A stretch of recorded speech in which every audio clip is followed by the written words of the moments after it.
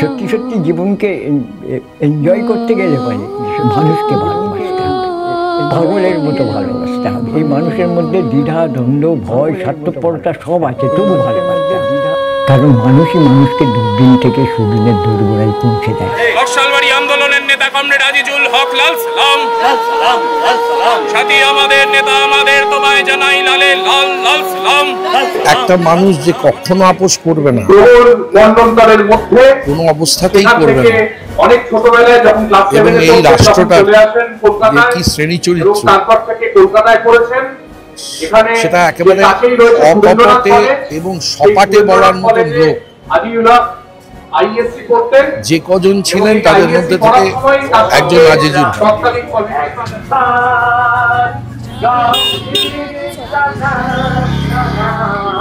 18 বছরের কারাবাস, নির্মম পুলিশি অত্যাচার, তারপরেও নকশাল নেতা আজিজুল হক মনে করতেন সাধারণ খেটে খাওয়া কৃষক শ্রমিকদের অধিকার ছিনিয়ে আনতে বিপ্লবী একমাত্র সমাধান। তিনি বলতেন মানুষ বড় কাঁদছে, তাদের পাশে দাঁড়াতে হবে। তখন যাদের নামে এখানে এই কলকাতা বিশ্ববিদ্যালয় চত্বর, সোমনাথ, বঙ্গবাসী, বিদ্যাসাগর, এই চত্বরটা মধ্য কলকাতার ছাত্র আন্দোলনের একটা প্রাণকেন্দ্র ছিল।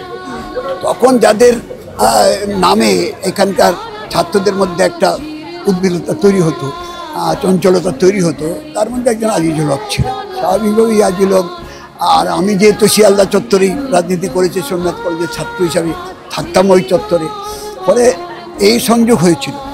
কিন্তু 67-র পরে আজিজুলদা আমাদের আমরা যে রাজনীতির সাথে যুক্ত তার সাথে থেকে একটু বিযুক্ত হয়ে তিনি তখন নকশালবাড়ি আন্দোলনের সাথে যুক্ত হন। কিন্তু যুক্ত হওয়ার পরেও তিনি নানাভাবে তার বক্তব্য তিনি রেখেছেন।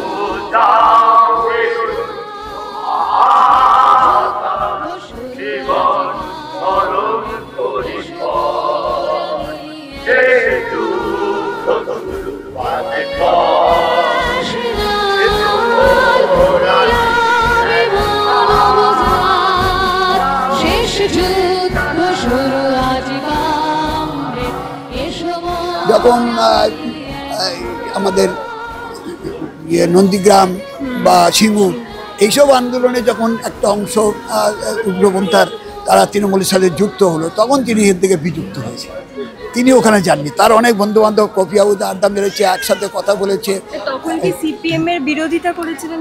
না, তিনি তখন বিরোধিতা করেননি, কিন্তু সমালোচনা করেছেন। কিন্তু তিনি গিয়ে ওই ধর্ণা মঞ্চে বসেননি। যেমন তার একজন বন্ধু ছিলেন, তার সহকর্মী ছিলেন প্রদীপ ব্যানার্জি, দোলা, এরা একসময় ওনার সাথে আলোচনা করতেন, এই কফি হাউসে আলোচনা করেন। তারা যখন ওখানে গেলেন তিনি যান, তিনি বরং তার পত্রিকার সময়ের ঘড়ি বা তার প্রবন্ধ, তার মধ্যে আমাদের অনেকগুলিতে সমালোচনা করেছেন। এমনকি জ্যোতি বসুর স্মরণ সভাতে দাঁড়িয়েও জ্যোতি বসু কিছু সমালোচনা করেছিলেন নজরুল মঞ্চে। আমরা তার বক্তব্য আমরা রাখতে দিয়েছিলাম। 2010 সালে আমরা যে নজরুল মঞ্চে স্মরণসভা করেছিলাম, তাতে এটা হচ্ছে সিপিআইএম, যে ভিন্ন মত থাকলেও বলতে দিন, এবং সেটা উনি বলেছিলেন। উনি বলেছেন কোনো অসুবিধা নেই। এত বড় জমায়েতে তিনি তার বক্তব্য, যেমন প্রভাত পট্টনায়ক ছিলেন তেমনি আবার উনিও ছিলেন, আজিজুল হকও ছিলেন। এবং আজিজুল হক আমাদের কাছে বিশেষ করে সাম্প্রদায়িকতার বিরুদ্ধে, ধর্মান্ধতার বিরুদ্ধে, মৌলবাদের বিরুদ্ধে, সাম্রাজ্যবাদী শক্তির বিরুদ্ধে তিনি একেবারে নিরন্তর সংগ্রামী ছিলেন। তার সন্তান বা ছাত্র সমাজের প্রতি তিনি বারংবার বলতেন যে কথাটা, যে প্রতিদিন একটু একটু করে ঋণ শোধ করো। তিনি আরো বলতেন যে তোমরা জীবনকে কনজিউম করছো, এনজয় করছো না। জীবনকে এনজয় করতে হলে মানুষকে ভালোবাসতে হবে, পাগলের মতো ভালোবাসতে হবে।